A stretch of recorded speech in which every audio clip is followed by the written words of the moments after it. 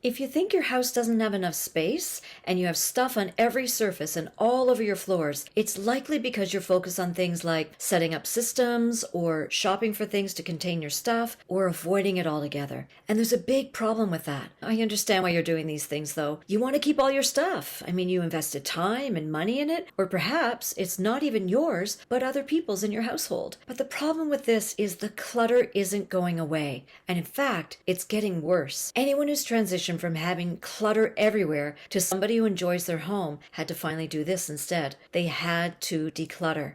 To break away from suffocating under the amount of stuff and the cycle of wondering where to put everything, and truly take your home from chaos to calm so that you can stop living in a perpetual mess, you need to take a page out of the organized homeowner who loves their home and everything in it. How do you do this? It's pretty simple, actually. You need to learn how to make decisions, because what is clutter? It's unmade decisions. Start by categorizing things into definitive piles of yes, no, and maybe. One of the biggest hangups I've seen when helping my busy clients declutter and get organized is that they get stuck on what to keep and what to donate. I explained it all in my 5-minute video called The Declutter Game. Click the link around this video to download it now so you can stop the chaos and get organized much easier than you've ever tried before.